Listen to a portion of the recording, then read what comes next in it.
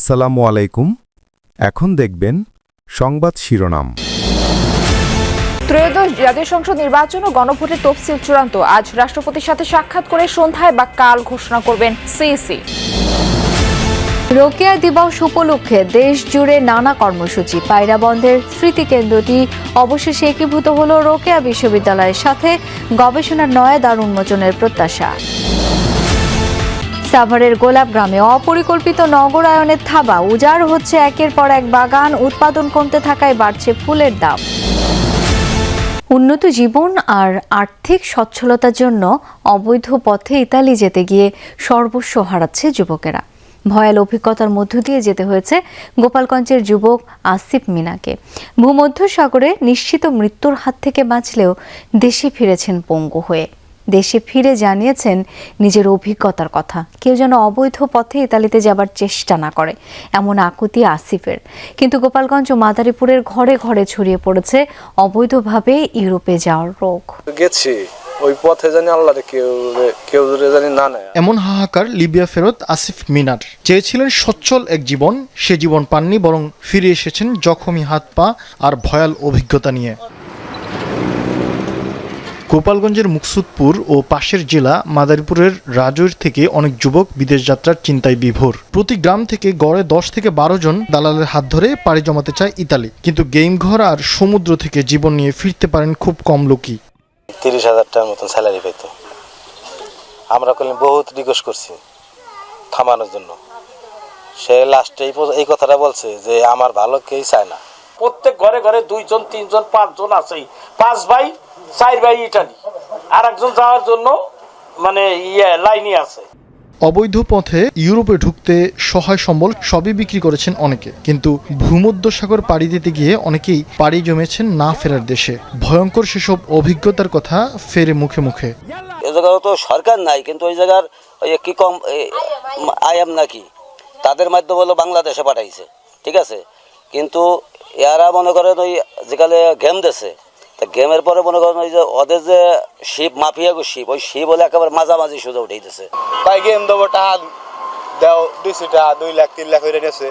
এবার নেতে 17 লাখ টাকা বন্ধ নেওয়া হয়ে গেছে। অভিভাবকরাই এদের জন্য দায়ী, কারণ ওই সন্তানদের প্রতি টেক কেয়ার ঠিক মতন নেয় না। বিভিন্নভাবে মাদকাসক্ত হয়ে যাওয়ার পরে টাকা পয়সার যোগান ওইভাবে পায় না। ওরা যদি না গিয়ে এই যে স্বল্প পুঁজি নিয়ে যে কোনো একটা ব্যবসা প্রতিষ্ঠান করে, হিউজ ইনকাম হবে। বাড়িঘর জমি জমা সহ সর্বস্ব বিক্রি করেছেন মিনার পরিবার। নিয়েছেন সুদ, ঘরে নেই খুদকুটো। আল্লাহ একসঙ্গে ওরা ওই যে জাহিদ মেম্বার ছেলে, ধরেন ওই যে আকব আলীর ছেলে, এরা তো এক জোগাইলে লোক। এরা কি রাখো হানা 4 লাখ 100 জমি বেচছি 9 কাঠা, আর সুদিটা আছে 3 লাখ। জীবন মৃত্যু হাতে নিয়ে ওই পথে যেন কেউ যাবার চেষ্টা না করে, তার পরামর্শ আসিফের। আমার গ্রামেরই তো 12-13 জন। যেরকম মনে করেন কি যে আমরা যে ভোটটা আমাদের অ্যাক্সিডেন্ট হয়েছে, ওই ভোটে আমরা 7 জন ছিলাম। অনেকেরই খোঁজ নাই ভাই। আমি তো আর ওইভাবে বলতে পারবো না যে কে বাইচে আছে কে মারা গেছে।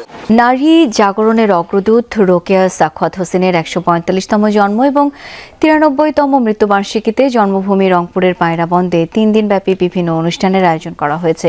সকালে বেগম রোকেয়া বিশ্ববিদ্যালয় ক্যাম্পাসে জাতীয় পতাকা উত্তোলনের পর বের করা হয় বর্ণাঢ্য শোভাযাত্রা।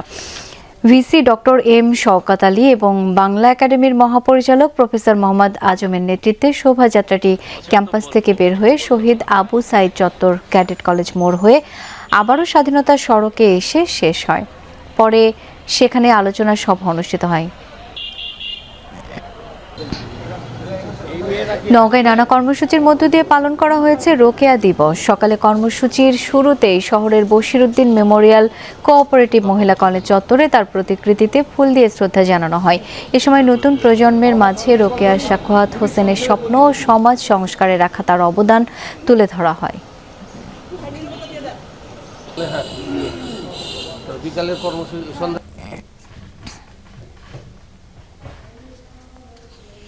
বর্ণাঢ্য শোভাযাত্রা, আলোচনা সভা ও জয়িতাদের সংবর্ধনা দেওয়ার মধ্য দিয়ে গোপালগঞ্জে পালিত হয়েছে রোকেয়া সাখাওয়াত হোসেন দিবস। জেলা প্রশাসন ও মহিলা বিষয়ক অধিদপ্তর যৌথভাবে এই দিনটি পালন করে। সকালে জেলা প্রশাসক কার্যালয়ের সামনে থেকে শোভাযাত্রা শুরু করে শহরের বিভিন্ন সড়ক প্রদক্ষিণের পর একই স্থানে শেষ হয়। এরপর জেলা প্রশাসকের কার্যালয়ের সম্মেলন কক্ষে আলোচনা সভা অনুষ্ঠিত হয়।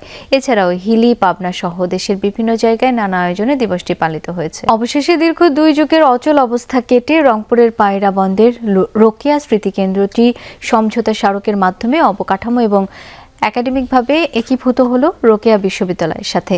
এর মধ্য দিয়ে রোকেয়া চর্চা ও গবেষণার নয়া দ্বার উন্মোচন হওয়ার কথা বলছেন সংশ্লিষ্টরা। স্মৃতি কেন্দ্রটিতে একটি বিশ্বমানের রোকেয়া আর্কাইভ প্রতিষ্ঠারও ঘোষণা দিয়েছে বাংলা একাডেমি। রোকেয়া সাখাওয়াত হোসেনের 145তম জন্ম ও 93তম মৃত্যু বার্ষিকী উদযাপনের ফাঁকে ঐতিহাসিক সমঝোতা স্মারক সম্পন্ন হলো রোকেয়া বিশ্ববিদ্যালয়ের সিন্ডিকেট রুমে। এর মাধ্যমে বাংলা একাডেমি পরিচালিত পায়রাবন্দের স্মৃতিকেন্দ্রটি রোকেয়া বিশ্ববিদ্যালয়ের সাথে অবকাঠামো, লোকবল এবং একাডেমিকভাবে একীভূত হলো। এতে সই করেন বিশ্ববিদ্যালয়ের ভিসি ও বাংলা একাডেমির মহাপরিচালক। এর মধ্য দিয়ে উভয় পক্ষ রোকেয়া চর্চা, স্মৃতি রক্ষা ও গবেষণায় যে কোনো উদ্যোগ গ্রহণ সহ কার্যক্রম পরিচালনা করতে পারবে। বাংলা একাডেমির একটা শাখা এবং রোকেয়ার নামে বেগম রোকেয়া বিশ্ববিদ্যালয়, এই দুটোর যৌথতায় রোকেয়া চর্চায় এবং অনুষঙ্গী নানান গবেষণায় আমরা আশা করছি বেশ ভালো ফল আমরা আগামী দিনগুলোতে দেখতে পাবো। এটা শুধু এই কাগজ কলম সমঝোতা স্মারকের মধ্যে সীমাবদ্ধ না, এটা যেন বাস্তবে প্রয়োগ করতে পারি আমরা, সেই দৃষ্টিটা আমরা এখন সবাই অবজার্ভ করব যেটা আসলেই হচ্ছে কিনা। এর আগে ক্যাম্পাসে দিনটিকে ঘিরে বর্ণাঢ্য শোভাযাত্রায় অংশ নেন শিক্ষক, কর্মকর্তা, শিক্ষার্থী ও রোকেয়া অনুরাগীরা। পরে অনুষ্ঠিত হয় আলোচনা সভা ও রোকেয়া পাঠ স্মারক গ্রন্থের উন্মোচন। তিনি কিন্তু কখনো কোনো বিভেদ রাখেননি, কোনো অসমতা রাখেননি, কিন্তু আমরা এখনো দেখছি যে নারী পুরুষের ক্ষেত্রে অনেক বিভেদ এখনো রয়েছে। নারীদের ক্ষমতায়ন হয়েছে, নারীরা আসলে ফ্রিলি মুভ করতে পারছে, যেটার শুরু রোকেয়ার দ্বারাই হয়েছে। তো এটা আসলে তারই কর্মের ফসল আমি মনে করি। দিবসটিকে ঘিরে পায়রাবন্দে রোকেয়ার জন্মভিটায় ফুল দিয়ে শ্রদ্ধা জানায় বাংলা একাডেমি, ডিসি সহ বিভিন্ন শিক্ষা প্রতিষ্ঠান ও সংগঠন। এ সময় কলকাতা থেকে মরদেহ স্থানান্তরের বিষয়ে কথা বলেন ডিসি।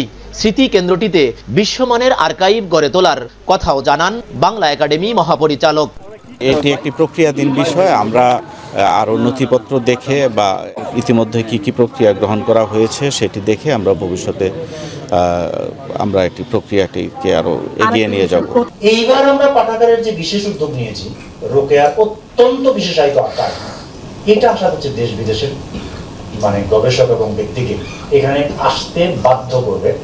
রোকেয়া দিবস ঘিরে পায়রাবন্দে স্মারক বক্তৃতা সহ 3 দিনের বেশ কিছু আয়োজন করেছে বাংলা একাডেমি, জেলা ও উপজেলা প্রশাসন। থাকছে গ্রামীণ মেলাও। বিশেষ করে নারী শিক্ষার্থীদের